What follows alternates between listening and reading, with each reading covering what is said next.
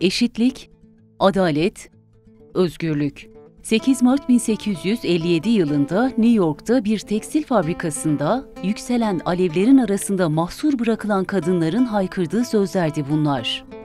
Günde 16 saat çalışan ve karşılığında çok düşük ücret alan 40.000 işçi kadın, 8 Mart 1857'de eşit işe eşit ücret diyerek grev başlattı.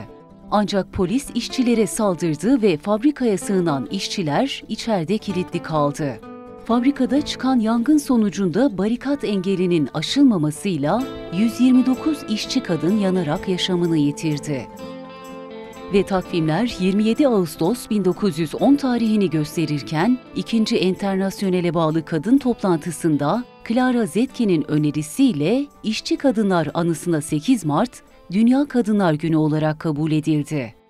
O günden bugüne dünyanın her yerinde kadınlar için 8 Mart, direnişin ve mücadelenin sokaklara aktığı günün adı oldu.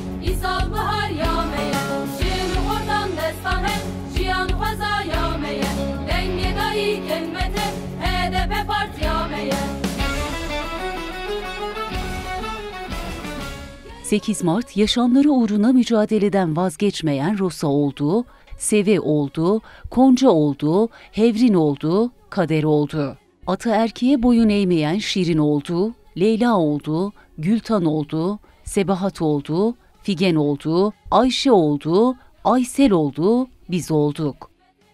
Biz bu değerli ve ağır yükü bütün kadınların kurtuluşu için, bütün toplumun özgürleşeceği ve demokratik bir yaşama ulaşacağı geleceğe taşımak için kararlı ve ısrarlı bir şekilde yolumuza devam edeceğiz. Alanlarda, meydanlarda, sokaklarda sesimizi birleştirerek varız diyoruz. Fabrikalarda, tarlalarda, evlerde, iş yerlerinde bizleri yok sayanlara baş kaldırıyoruz. Sermayedarların yanında olanlara karşı dik duran, patronların sömürüsüne karşı greve giden kadınlarız. İrademizi tanımayan erkek siyaset rejiminde sözümüzü birleştiren kadınlarız. Rehin alsanız da sesimizi dışarıya ulaştıran kadınlarız. Sevgili arkadaşlar, biz bu yasaları değiştireceğiz birlikte. Derelerimizi, ağaçlarımızı, ormanlarımızı, yaşam alanlarımızı koruyan kadınlarız.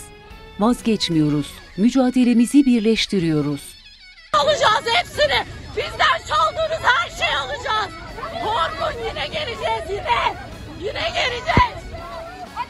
Eş başkanlık sistemi mor çizgimizdir. Gasp edilen kazanımlarımızı geri alacağız. Kayyum rejimini kabul etmiyoruz. Kadın yoksulluğuna hayır diyoruz.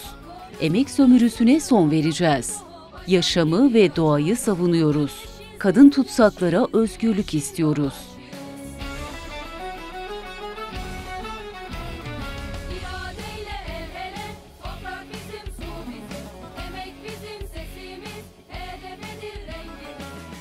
Beyler, efendiler, son sözü kadınlar söyler.